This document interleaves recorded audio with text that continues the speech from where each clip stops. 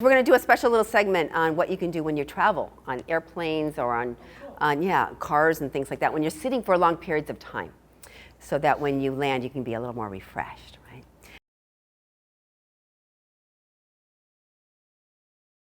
Okay, so we're going to take a few moments to review some things that you can do when you're traveling, okay?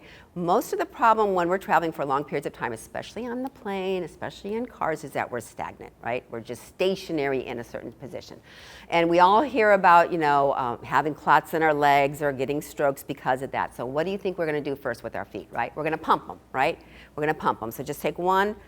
This is the fastest way to get circulation down into your feet, right? The calf is considered the second heart, so anytime you pump it, it's moving blood. Okay, so nothing's going to pool if we're pumping, right? The blood's flowing. And the other side. And most of the time you can do this in an airplane, except if you're in those cattle cars, right?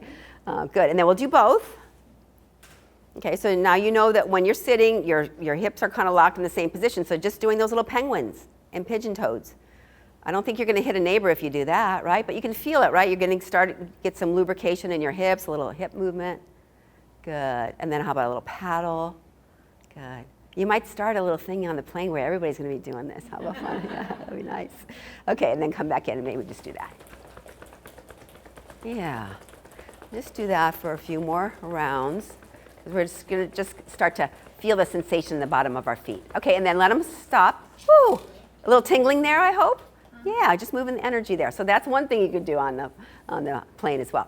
So the other thing is low back tension, right? Low back tension, a lot of that is because we're leaning back, right? And our sit bones are scooted under. I call this the bucket seat. So I want everybody to do that. Just kind of lean back and your sit bones are kind of scooted underneath. That feels really good. It kind of does. But do you notice that those airplane seats don't let you do that, right? They make you sit up like this. Right? So when you're sitting up in your airplane seat and you are sitting up upright, it's really good to have a little cushion back there. Sometimes I just even take a sweater and put it right there in my lumbar curve, and that really helps. Otherwise, you're going to have to maintain this kind of rigid posture, especially in an airplane seat, for a long period of time. You have a little cushion, that's going to give you support so your muscles aren't going to work so hard. But then we're going to do a little cat-cow, okay, for the lower back. So we're just going to arch, and then we're going to round. Yeah, so just pretend you're in an airplane seat, so you don't want to do anything really wild and crazy, right? Yeah, but you're trying to get that low back to move, right? So you're arching your back and you're pulling your low back backwards. Good, good. And then we can do the same thing for the upper body, so we can just roll the shoulders back like this and then pull them forward like that.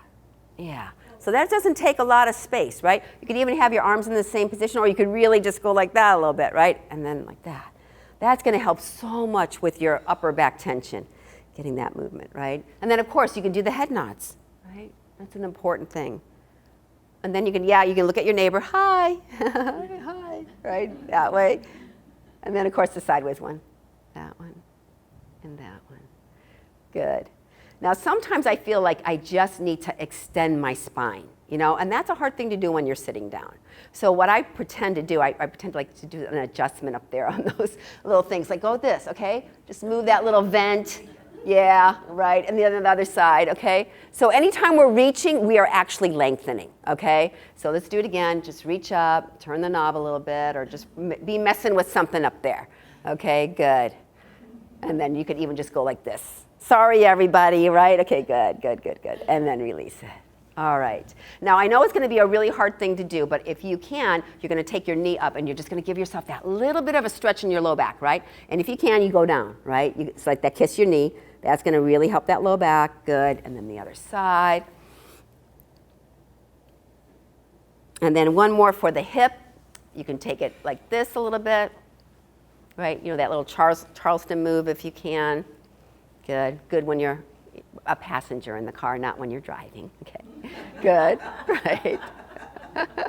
And then you can even circle, right? Yeah, exactly. Oh, cruise control. Oh my gosh. Okay, good. Circle both directions. Good. The other one, circle a little bit. Good. And then the other direction. All right. And then if anybody ever gets dizzy when you suddenly kind of stand up, or you're getting out of the car, or you're getting out of your airplane seat, before you stand up, make sure you do a little pumping, okay? That's always going to help with dizziness.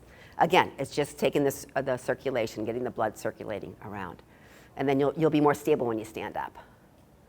Okay, all right, safe travels everybody who's going to go out into the wild, wild world these days.